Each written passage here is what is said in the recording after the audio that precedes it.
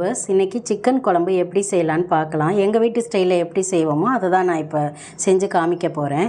இதுக்கு வந்து 1.25 kilo chicken எடுத்துருக்கிறேன். சிக்கனுக்கு மசாலாவை அரைக்கிறதுக்கு என்னென்ன மசாலா அப்படின்னா, மிளகு, ஜீரகம், சோம்பு, கசகசா.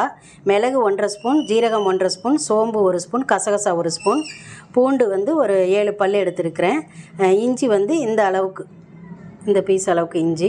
ஒரே ஒரு பெரிய வெங்காயம் சின்னதாக பார்த்து எடுத்திருக்கேன். அப்படி உங்களுக்கு சின்ன வெங்காயம் இருந்துச்சு அப்படின்னா அதில் 4 பீஸ் இருக்கிற மாதிரி எடுத்து அரைச்சி வச்சுக்கணும். அதான் அரைக்கிற மசாலா. தாளிக்கிறதுக்கு கல்பாசி பூ, சோம்பு 1 ஸ்பூன், பட்டை 2 பீஸ், ஏலக்காய் 3 பீஸ், கிராம்பு 4. இதுதான் தாளிக்கிறதுக்கு. உருளைக்கிழங்கு குழம்புக்கு வந்து கொஞ்சம் நல்லா திக்னஸாக இருக்கணும் அப்படிங்கிறதுக்காக உருளைக்கிழங்கு போட்டுக்கிறேன். இதோட காய் நான் பாயில் பண்ணி வச்சுருக்கேன் ஒரு 5.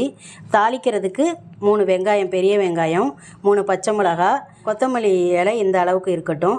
புதினா வந்து ஒரு கொத்து, அது மட்டும் போட்டிங்கன்னா கொஞ்சம் ஃப்ளேவர் நல்லாயிருக்கும் இந்த சால்னா. அதுக்காக தான் இது போடுறேன். 100 ml ஆயில் எடுத்திருக்கேன். 1 கப்பு தேங்காய் விழுதாக அரைச்சி வச்சுக்கணும். இதுக்கு மசாலா வந்து காரத்துக்கு வந்து 2 ஸ்பூன் கொத்தமல்லி தூள், 2 ஸ்பூன் கொத்தமல்லி தூள், 2 ஸ்பூன் மிளகாத்தூள், 1 ஸ்பூன் மஞ்சத்தூள். இதுதான் காரத்துக்கு. இப்போ எப்படி செய்யலான்னு பார்க்கலாம் வாங்க. அடுப்பை ஆன் பண்ணி ஒரு சட்டி வச்சுக்கலாம். குழம்புக்கு தேவையானது ஆயில் ஊற்றிக்கலாம். ஆயில் சூடானதும் நம்ம தாளிக்க வச்சுருந்த திங்ஸ் எல்லாம் போட்டுடலாம்.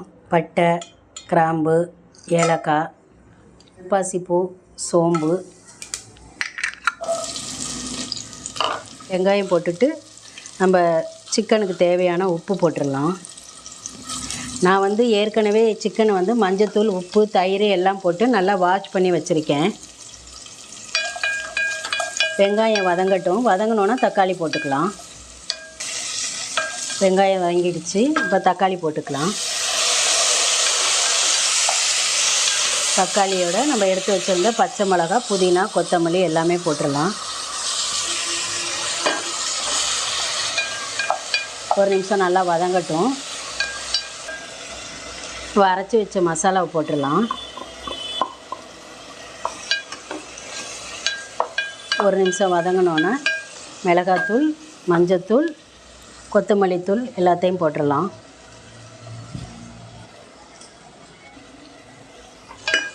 நல்லா கலந்து விடுங்க.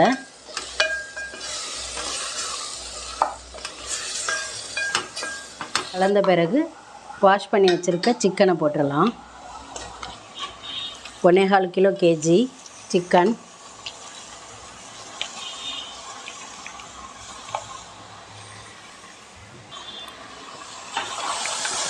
நல்ல ஒரு நிமிஷம் கலந்து விடுங்க.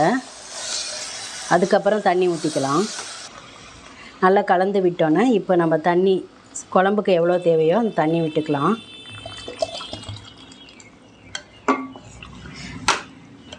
முக்கால் தண்ணி ஊற்றிருக்கேன். அப்புறம் நம்ம தேங்காய் ஊற்றும் போது கொஞ்சம் குழம்புக்கு தேவையான தண்ணி ஊற்றிக்கலாம். கறி வேகிறதுக்கு இந்த தண்ணி போதும், அதனால் இந்த தண்ணி ஊற்றிருக்கேன். கறி நல்லா வேகட்டும். மூடி போட்டு வேக வைங்க.